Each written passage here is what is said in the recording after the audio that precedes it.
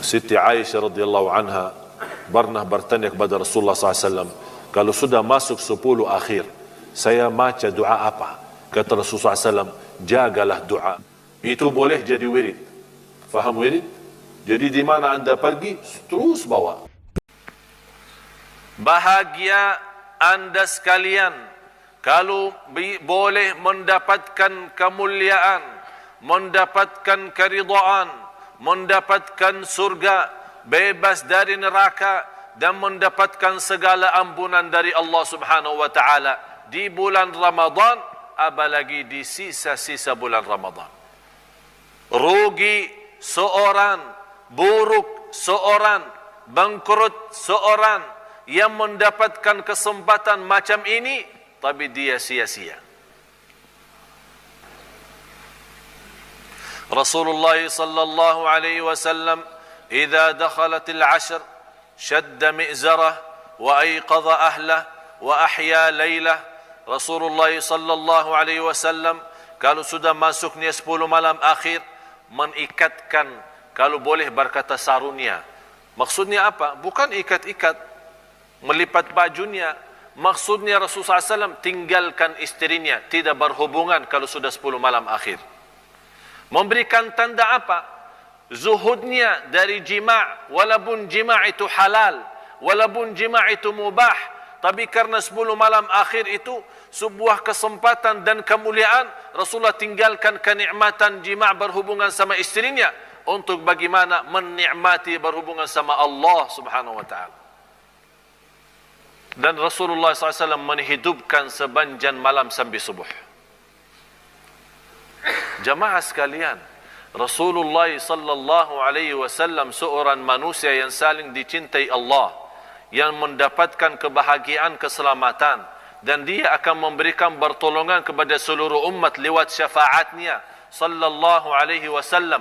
Tapi beliau sendiri walaupun bersih, suci, tidak ada dosa dan salah, sallallahu alaihi wasallam begitu memanfaatkan sisa bulan Ramadan 10 malam terakhir. Apalagi kita. Kalau Rasulullah sallallahu alaihi wasallam sudah diampuni segala dosa, sudah disayangi Allah, dicintai Allah, ya habibi ya Muhammad ya Rasulullah, disayangi, dan tidak ada orang pun yang mendapatkan kemuliaan dan keagungan semacam mana didapatkan oleh Nabi kita Nabi Muhammad sallallahu alaihi wasallam.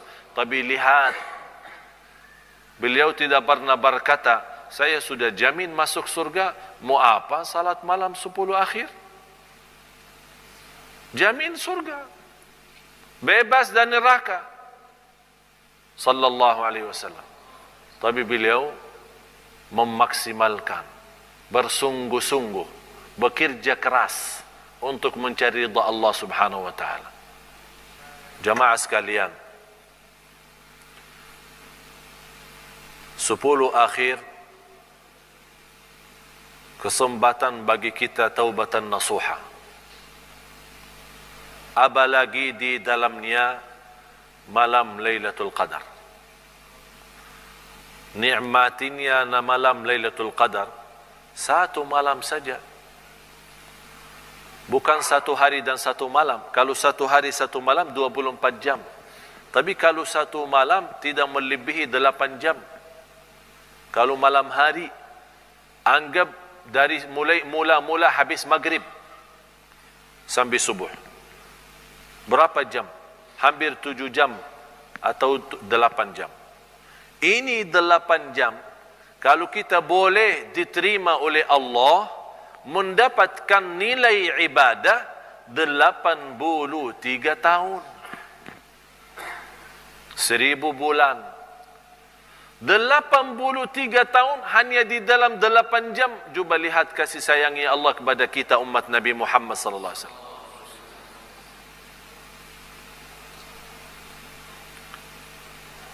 Menurut saya, orang yang mendapatkan karunia macam ini, tapi dia berjumpa bulan Ramadan, berjumpa 10 malam akhir, berjumpa malam Lailatul Qadar, tapi tidak mendapatkan nilai ibadah 83 tahun, orang itu miskin. Miskin dunia, miskin akhirat. Orang itu gila. Faham gila? Masa macam ini kesempatan emas.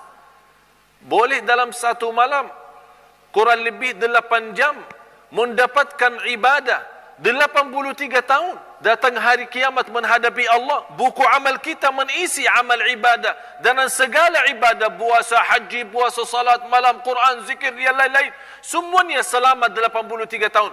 Padahal belum tentu umur kita boleh sampai 83 tahun. Padahal mungkin boleh meninggal dunia 50 tahun. Masa kesempatan emas macam itu, dia tidak menggunakan. Kalau kesempatan dunia, dia berkajar-kajaran, bekerja keras, berusaha. Ini berkesempatan sama Allah yang maha segala-galanya, Allah yang maha raja, Allah yang maha kaya, Allah yang menghidupkan, Allah yang mematikan, Allah yang memberikan segala keperluan. Kalau semua manusia berkumpul di satu tempat, manusia dan jin meminta masing-masing kepada Allah hajatnya, akan Allah turunkan hajatnya masing-masing, tidak akan mengurangi dari kekayaan Allah sedikit pun. Terbayang air laut luas ya. Kalau kita masukin satu jari di dalam air laut, terus ambil lagi, kira-kira berapa kurang air laut? Ada yang kurang? Hah? Mati ikan karena air laut sudah habis? Tidak kan? Tidak ada arti. Tidak ada arti. Ini hanya satu jari. Apa yang boleh ambil? Bukan hanya laut, gelas air. Kalau kita masukin dalam, terus ambil. Berapa kurang?